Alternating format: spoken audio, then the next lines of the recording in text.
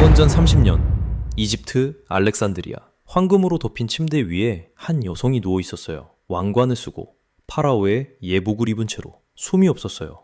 그렇게 3000년 이집트 파라오 왕조가 끝났어요. 이 여성이 누구냐? 클레오파트라예요. 역사상 가장 유명한 미인, 두 남자를 홀린 판무파탈.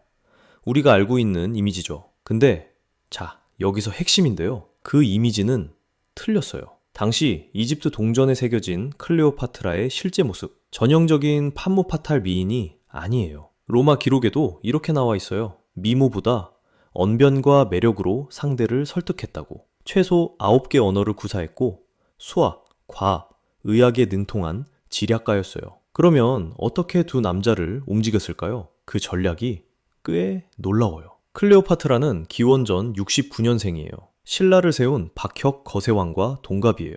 그만큼 오래된 이야기예요. 프톨레마이오스 왕조, 알렉산더 대왕의 부하 장군이 이집트를 차지하면서 시작된 그리스계의 왕조예요. 클레오파트라는 그 마지막 파라오였어요. 18살에 아버지가 돌아가셨어요. 왕조의 혈통을 지키기 위한 근친혼 전통에 따라 남동생과 공동 통치자가 됐어요. 근데 권력이 하늘에 태양이 두릴 수 없듯이 남동생 세력이 클레오파트라를 날려버렸어요. 이집트를 떠나 시리아까지 피신했어요.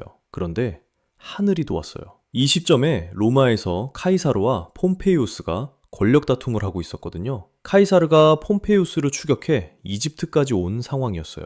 클레오파트라가 계산했어요. 로마 최고 권력자 카이사르를 내 편으로 만들면 된다. 근데 문제가 있었어요. 이집트 안으로 들어갈 방법이 없었어요. 남동생 세력이 지키고 있으니까. 그래서 선택한 방법이 이거예요.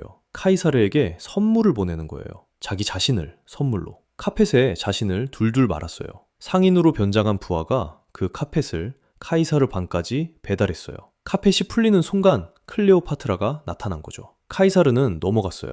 군사력으로 남동생을 제거하고 클레오파트라를 권좌에 복귀시켰어요. 지략 하나로 제국의 권력자를 움직인 거예요. 두 사람 사이에 아들도 피어났어요. 카이사리온, 카이사르의 아들이라는 뜻이에요. 클레오파트라는 이 아이를 정치적 카드로 쓸 준비를 하고 있었어요. 그런데 카이사르가 암살됐어요. 기원전 44년 공화주의자들의 칼에 클레오파트라의 계획이 한순간에 무너졌어요. 카이사르 사후 로마는 둘로 쪼개졌어요. 카이사르의 오른팔 안토니우스, 그리고 카이사르가 유언장의 후계자로 지목한 옥타비아누스, 두 사람이 권력을 나눠 가졌어요. 안토니우스에게서 연락이 왔어요. 클레오파트라, 나와라. 안토니우스가 필요한 건 돈이었어요. 옥타비아누스와의 권력 싸움에 군자금이 필요했거든요. 클레오파트라는 알고 있었어요. 내가 필요한 게 뭔지를. 약속된 장소에 나타나는 방식부터 달랐어요. 선체가 황금빛으로 빛나는 배가 부드럽게 물결을 가르며 다가왔어요. 노는 은으로 만들어졌고 배 안에는 음악이 흘렀어요. 향수 냄새가 강까지 퍼졌다는 기록이 있어요. 황금 갑판 위에 비너스 여신처럼 꾸민 클레오파트라가 누워 있었어요. 숫자가 말해줍니다. 이건 사랑 고백이 아니에요. 자금력 과시예요. 당신이 필요로 하는 게 바로 여기 있다는 메시지였어요. 안토니우스는 그 겨울 내내 클레오파트라 곁을 떠나지 않았어요. 그런데 안토니우스에게는 이미 부인이 있었어요. 그 부인이 전쟁 중에 사망하자 옥타비아누스가 움직였어요. 내 누나랑 결혼하시겠어요? 안토니우스 입장에서도 나쁠 게 없었어요. 옥타비아누스와 친인척 관계를 맺으면 권력이 안정되니까. 결혼하러 로마로 떠났어요. 클레오파트라만 남겨두고. 그렇게 몇 년이 흘렀어요.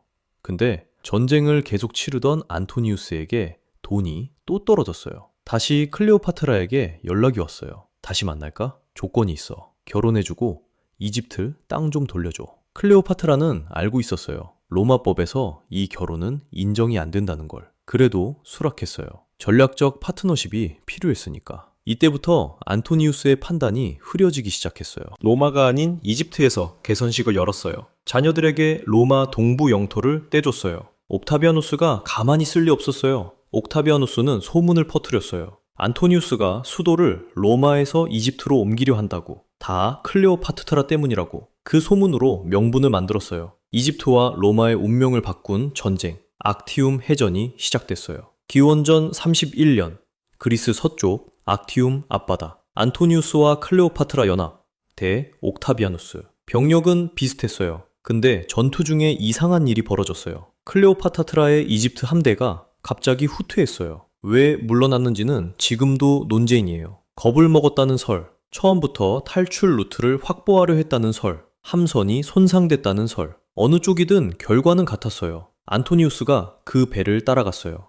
전투를 벌이고 남겨진 함대는 무너졌어요. 육군까지 항복했어요. 안토니우스는 이집트로 돌아갔지만 이미 끝난 싸움이었어요. 옥타비아누스가 이집트로 진격했어요. 안토니우스에게 거짓 소식이 전해졌어요. 클레오파트라가 죽었다고. 진짜인지 클레오파트라가 일부러 퍼뜨린 건지 알 수 없어요. 안토니우스는 칼로 자신을 찔렀어요. 죽지는 않았어요. 클레오파트라의 처소로 옮겨졌어요. 그 앞에서 숨을 거뒀어요. 옥타비아누스가 클레오파트라 파트라를 붙잡았어요. 살려뒀어요. 로마로 끌고 가서 개선식에 쓸 전리품으로. 클레오파트라는 알고 있었어요. 그게 무슨 의미인지. 기원전 30년 8월, 클레오파트라는 목욕을 하고 파라오의 예복을 차려입었어요. 황금 침대에 누웠어요.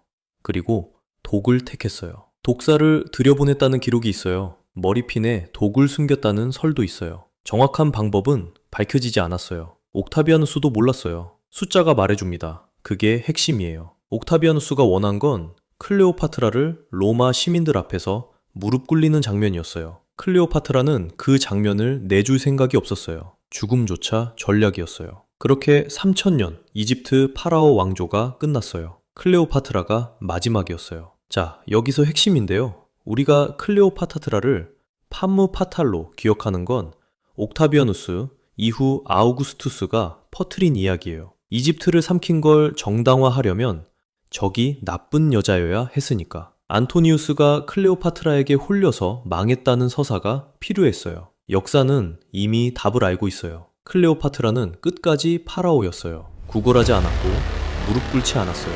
스스로 결말을 썼어요.